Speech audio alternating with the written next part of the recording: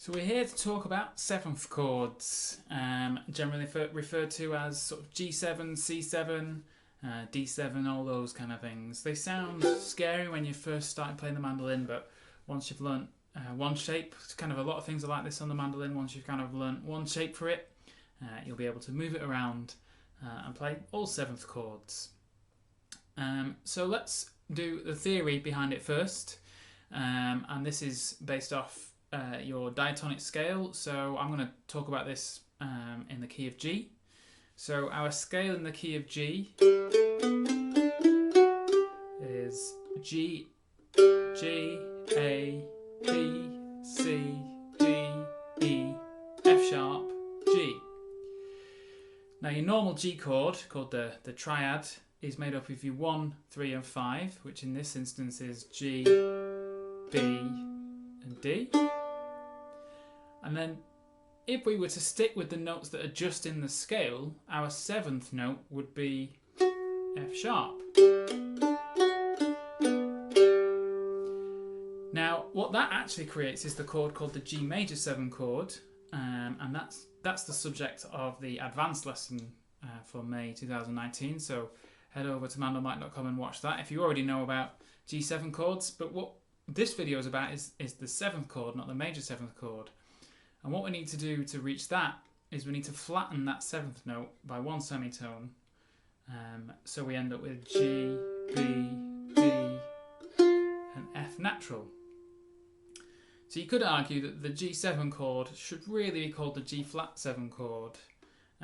But as we use it so much more regularly than the major 7 chord, it's just become normal to call it the G7 chord.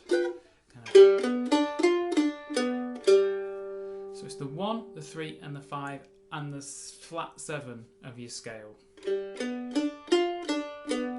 Gives us that 7th sound. I've written a little arpeggio exercise to get this kind of in the fingers. So if you have not already done it, head over to mandolin.com, or I've linked it below. There's a free PDF worksheet that goes hand in hand with this video. So just click the download link and you can have it for free. And it contains a little arpeggio exercise I wrote that cycles through the 3 arpeggios you would use in the key of G. So in the key of G, the main chords we're going to use are G, C and D. So our arpeggio exercise is G7, C7, then D7, and then just back to G7 to finish. Okay, so try and play along with me. Gonna do it that speed. Okay, back that speed. So I'll do 3 and 4 and 3 and 4 and.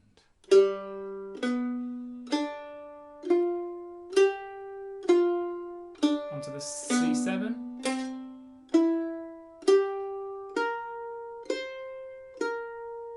Onto the D7.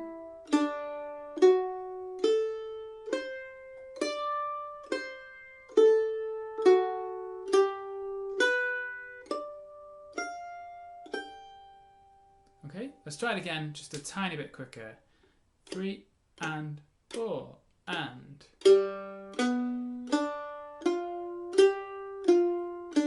C7, D7,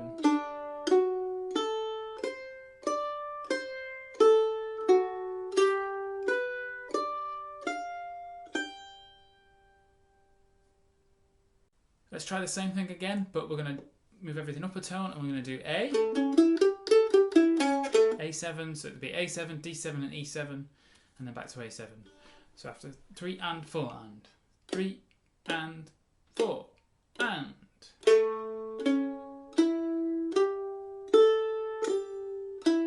D7.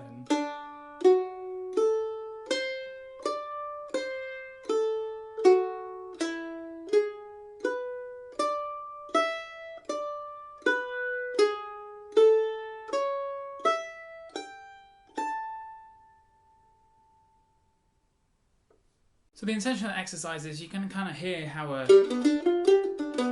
arpeggio sounds, and the idea of a 7 chord, it's normally a passing chord, so you'd go G, G7 to C. So instead of just going G to C, you put the 7 chord in between to get you there. So you kind of go G, G7, C. So moving on to the shape, it's all based off the starting point of a 3-finger G chord. So we've got an open string there, 5th fret on the D string, 2nd fret on the A string, and 3rd fret on the E string. Okay, looks like that. And then to get to the 7th chord, what we're going to do is we're going to flatten this note here.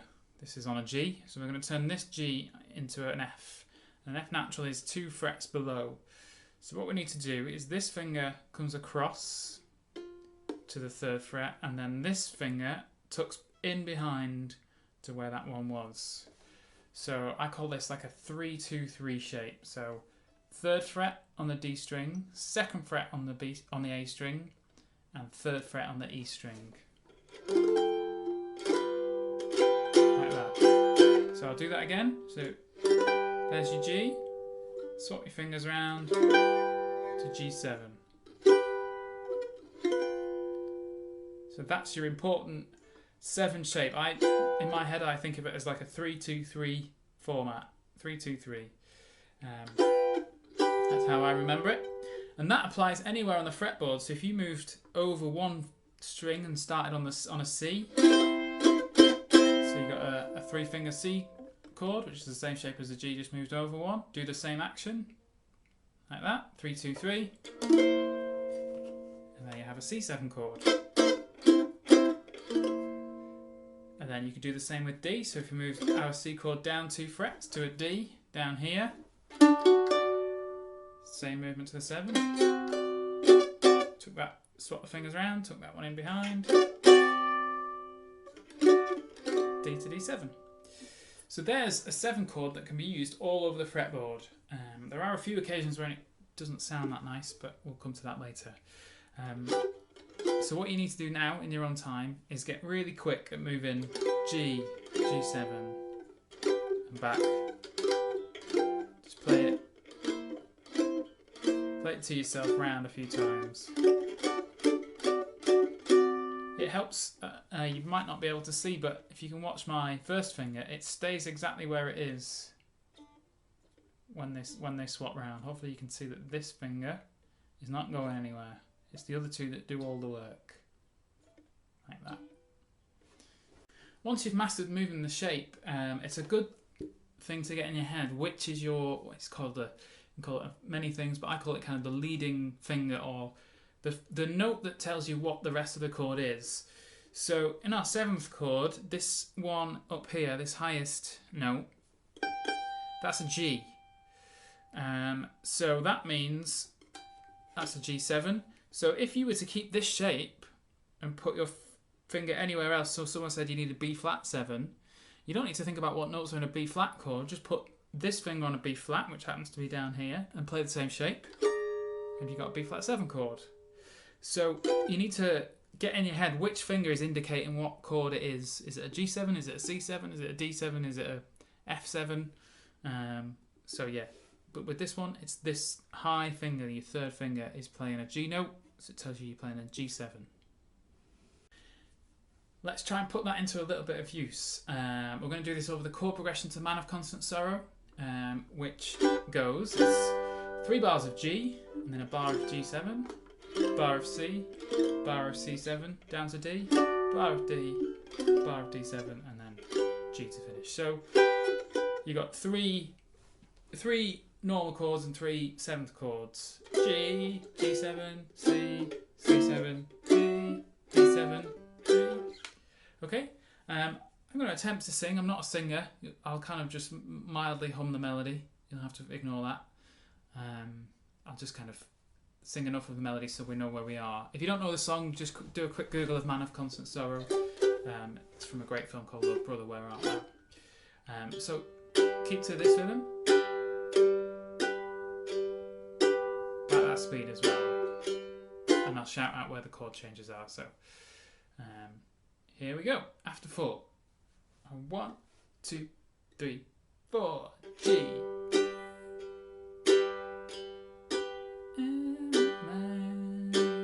the 7 of constant sorrow to C7, down to D. All my days. And repeat, so G. And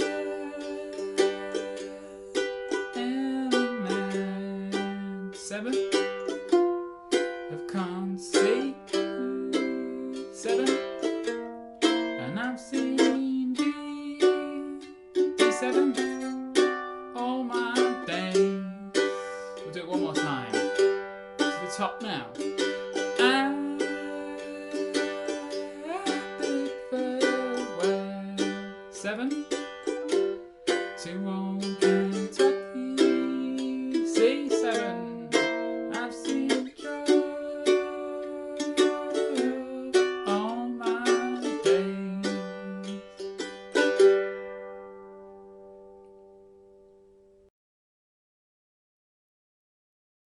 There are times when that chord shape doesn't really work. Say we were in a more difficult key, even if we just took it in A and we're playing up here.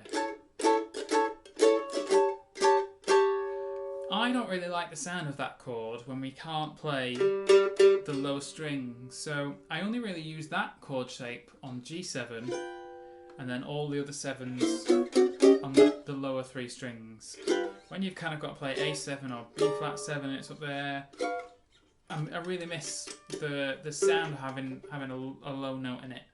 So there's a different shape that I would use, and it's based off this kind of barred A chord. So it's 2, 2, 4, 5 as your starting point. That's how it sounds. And this time we're going to flatten this note. I've got my little finger on an A, and we're going to take that down to the 7th chord. So there's your A. And this little finger here, this is going to swap with that finger. So it's now 2, 2, 4, 3, creating an A7 shape. So A major, A7. So that's kind of the second shape. And the same thing applies, you can start that anywhere. So if you started it 2 frets higher on a B, did the same movement, B7, C, C7, all the way up the fretboard. You can even go back down one. You can go to A flat, A flat, A flat 7. You can also move it across the string. So let's go back to our A. If we move that over, we get to a D, and then do the same action with your little finger and your second finger, and you get a D7. So D, D7. Now that's a funny one because there's actually there's no D in that note. 2, 4, 3. There's no D, no root. But it's not the end of the world because generally someone else in the band will have that note covered, and it's kind of only a passing chord anyway. So it's not the end of the world that it hasn't got an actual D in the D7 chord. So there you have it. It's kind of a harder shape. It's kind of a lot harder on the hands. You do have to build up a hand strength. But to me, that A7 is a lot of a nicer sound than that sound. So I would, because you got those low notes in. To finish us off for this free lesson this month, and hopefully learning 7th chords, learning 2 different ways of playing 7th chords, we're going to play Man of Constant Sorrow again.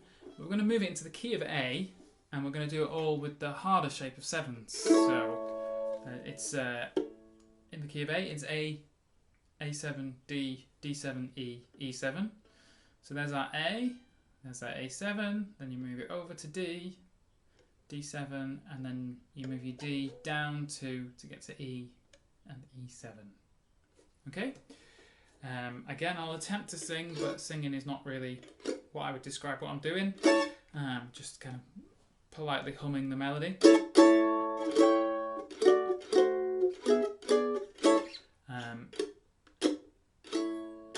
Back that speed. 1, 2, 3, A.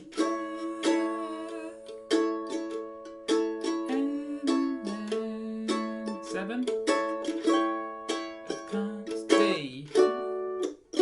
7. Then I've seen E, 7 all my days. You do it again. A,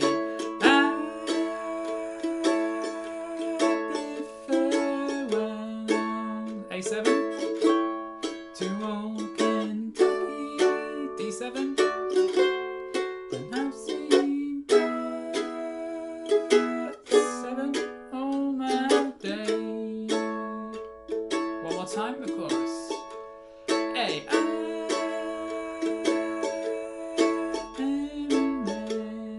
A7, a constant sorrow, 7. And I've seen just 7 all my days.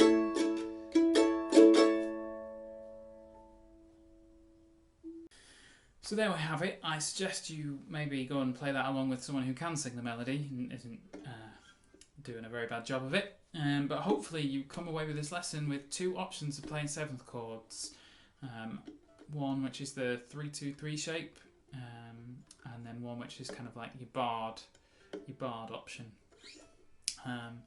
So yeah, they do hurt the hand. They'll take a bit of muscle strength building up, but they will be so useful in all of your playing. You'll be surprised how much 7th chords come into your playing when you're playing in sessions and playing slightly harder tunes. So worth persevering with.